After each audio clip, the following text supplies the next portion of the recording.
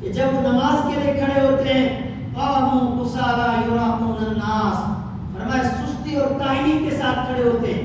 ان کا جی نہیں چاہتا نماز پڑھنے کا، لیکن مجبور ہیں کہ اگر نماز نہیں پڑھیں گے لوگ کہیں گے جناب یہ تو نماز ہی نہیں پڑھتا ہے. وہ دکھاوے کے لیے مسجد میں آ رہا ہے، وہ اپنے آپ کو مسلمان ظاہر کرنے کے لیے آ رہا ہے، وہ پہلی صف میں آ کے اعلان بھی کر رہا ہے، نعرے بھی لگا رہا ہے. اور یہ کام منافقین کے سردار عبداللہ ابن ابی کا ہوا کرتا تھا. وہ صحابہ کے مجمع میں آ کے پہلی صف پہ کھڑے ہو کر اعلان کرتا تھا ھذا رسول اللہ صلی اللہ علیہ وسلم بین ظہرانکم، او صحابہ یہ اللہ کے رسول صلی اللہ علیہ وسلم تمہارے بیچ میں، ہمیں ان کا ادب کرنا چاہیے، ہمیں ان کا احترام کرنا چاہیے. صحابہ سمجھتے تھے کہ یہ چند زبانی سے کام لیتا ہے اور اس کے دل کے اندر نفاق چھپا ہوا ہے.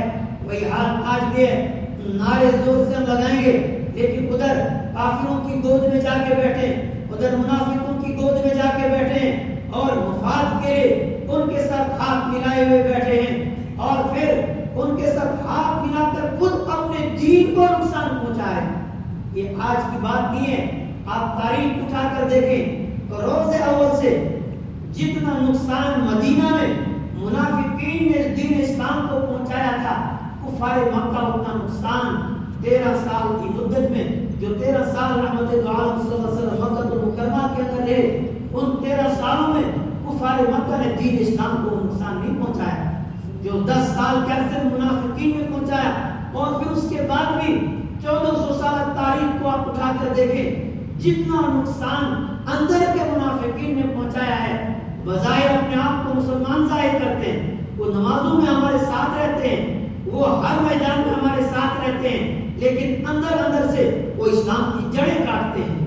اندر اندر سے وہ دین اسلام کو پورے دنیا میں بدنام کرنے کی وہ سازشیں رکھتے ہیں، اور وہی اس دین اسلام کی جڑوں کو کمزور کرنے میں لگے ہوئے ہیں. یہی کام عبداللہ ابن ابی کا تھا.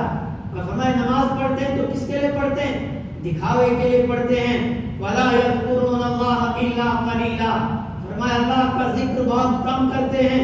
مذبذبین بین ذلک لا الہ الا ولا الہ الا، تذبذب کے اندر ہیں، وہ فیصلہ ہی نہیں کر پا رہے، کبھی ادھر کبھی ادھر کبھی ادھر، ایک جگہ پر وہ قائم نہیں رہ پا رہے.